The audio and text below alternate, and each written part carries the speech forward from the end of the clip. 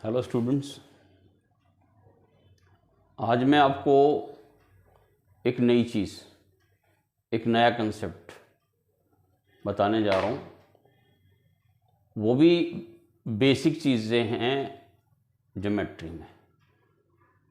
Geometry में अगर आप बगैर रीज़न जाने कोई भी चीज़ लिखते हैं तो आपको उसमें मार्क्स नहीं मिलते, और एक क्वेश्चन करने में हमें बहुत सारी दिक्कतें आती हैं।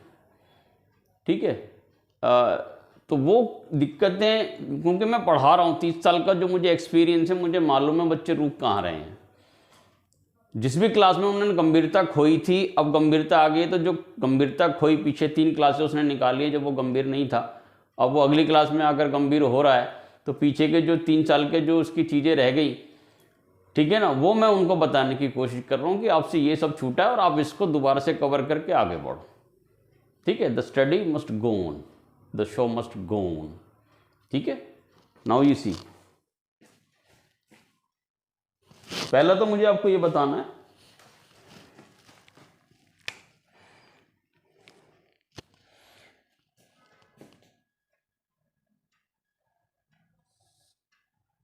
ये एक लाइन है। ठीक, लाइन कहती है उसको है जिसकी दोनों तरफ एरो होता है, और एक लाइन इसको ऐसे करके काट रही है। ठीक है, एक स्ट्रेट लाइन है और एक ये स्लांट लाइन, यानी कि तिर्यक रेखा जैसे, और इस पे 2 एंगल बने हैं 1 और 2। ठीक है, तो एक स्ट्रेट लाइन पर जब 2 एंगल बने होते हैं, ये कंसेप्ट नंबर 1 है, तो हम लिखते हैं एंगल 1 प्लस एंगल 2, ये 180 के बराबर होता है। और इस पेयर को, इस जोड़े को, ये जो एंगल 1 और 2 का जो जोड़ा है, इसको हम कहते हैं इंग्लिश में linear pair. Linear pair, Hindi में कहते हैं इसे रैखिक युग्म। रैखिक युग्म, क्योंकि एक रेखा पर बना हुआ है, दो एंगल बने हुए, एक पेयर बना हुआ है, एक जोड़ा बना हुआ है, एक युग्म बना हुआ है, तो एंगल 1 + 2 का टोटल होता है 180। क्या रीजन है, उसको हम क्या कहते हैं, लीनियर पेयर। जब मैं क्वेश्चन कराता हूं, मैंने 2 एंगल को जोड़कर लिख दिया 180 में, उन बच्चों से रीजन पूछता हूं तो कई बच्चे नहीं बता पाते।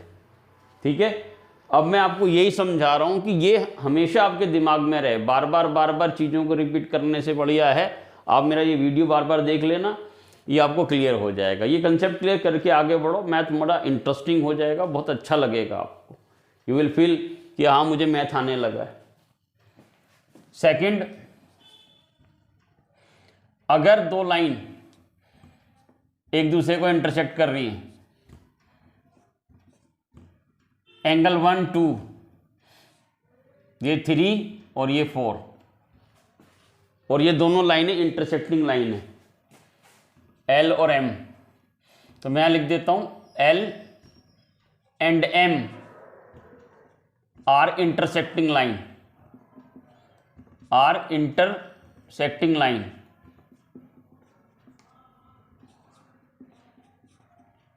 ठीक है, यानी कि L और M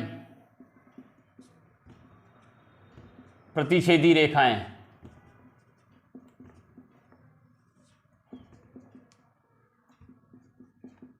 प्रतिच्छेदी रेखाएं, यानी कि एक दूसरे को प्रतिच्छेद कर रही है, एक दूसरे को इंटरसेक्ट कर रही है, तो एंगल 1 बराबर होता है एंगल 2 और एंगल 3 बराबर होता है एंगल 4। इन दोनों का क्या रीजन है, ये भी कई बार आता है क्वेश्चन करने में, 5th 6th 7th क्लास में आता है। तो उसका रीजन क्या होता है, इसको कहते हैं वर्टिकली अपोजिट एंगल।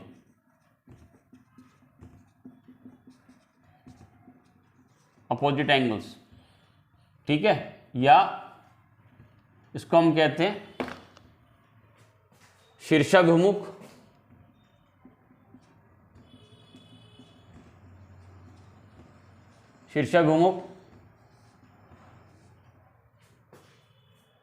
एक दूसरे के उल्टे हैं, शीर्षाभिमुख कोण एक दूसरे के शीर्षाभिमुख है। मतलब अगर हम ये देखें ये शीर्ष है तो ये इसका दूसरा वाला, तो एक दूसरे के अपोजिट शीर्षाभिमुख कोण कहते हैं, वर्टिकली अपोजिट एंगल्स। ठीक है, समझो कंसेप्ट को, बस इसको याद रखना है, क्योंकि ये इसकी उल्टी साइड में, ये इसकी उल्टी साइड में, इसलिए इसको हम शीर्षाभिमुख कोण कहते हैं, यानी कि वर्टिकली अपोजिट एंगल्स। जब भी क्वेश्चन में आपको ये इसके इक्वल लिखना पड़े, सॉरी इस, हाँ, तो इसका रीजन आपको लिखना पड़ेगा वर्टिकली अपोजिट एंगल्स। इस पर फोकस हो जाओ, ठीक है, ज्योमेट्री आपको बड़ा अच्छे तरीके से आएगी। थर्ड पॉइंट है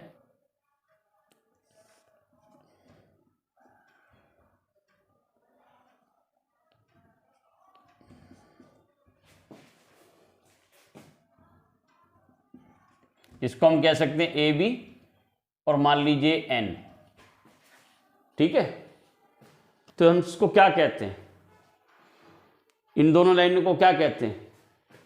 तो इसमें जो एन एम है, तो यहां लिखेंगे हम N M is perpendicular to A B.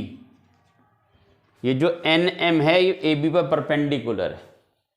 ठीक है, तो मैं यहां पे लिख देता हूं एन एम इज परपेंडिकुलर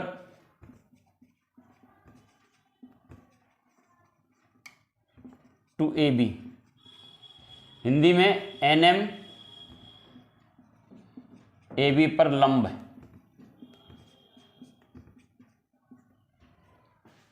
ये भी ध्यान रखना चाहिए आपको। लंब का मतलब है कि ये जो एंगल एन एम बी कह लो या एंगल एन एम ए कह लो, ये 90 डिग्री का एंगल है। 90 स्ट्रेट एंगल है, बिल्कुल, सॉरी स्ट्रेट लाइन पर बना हुआ राइट एंगल है। इसको राइट एंगल को हम हमेशा इस तरह से शो करते हैं। ठीक है, तो ये जो लाइन है एन एम, इसको हम शीर्ष लंब भी कहते हैं या लंब कहते हैं, बस ये ध्यान रखना। परपेंडिकुलर लाइन है ये एन एम, परपेंडिकुलर है ए बी पर। ठीक है, आगे चलिए।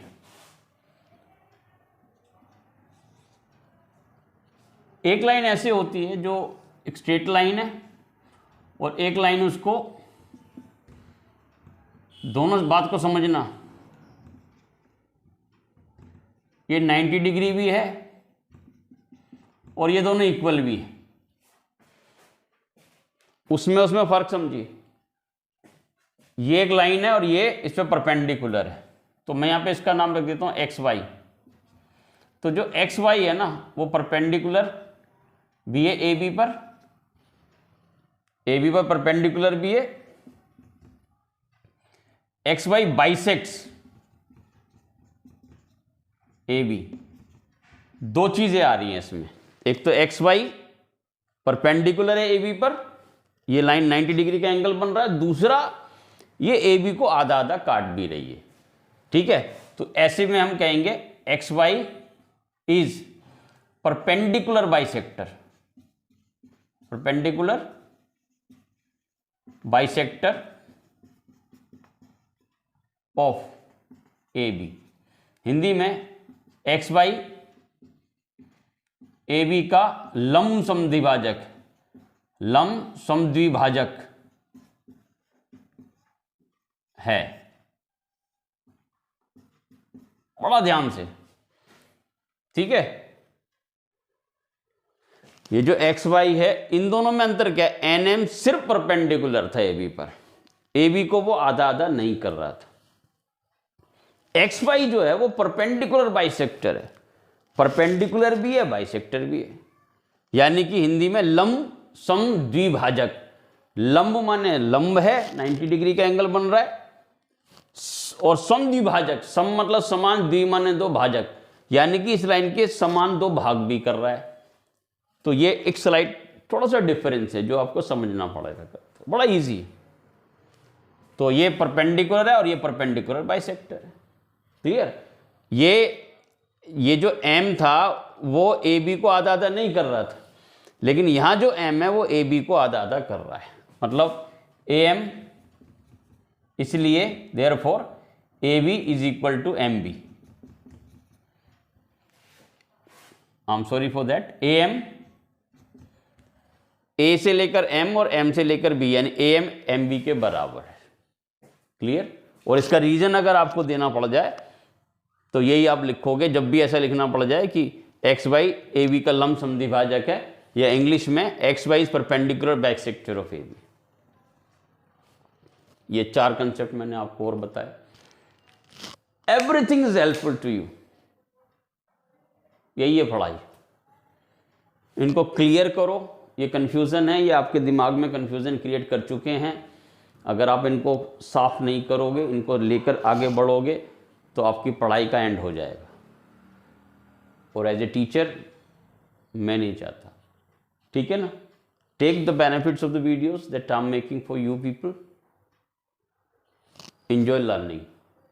ठीक है? Thank you so much.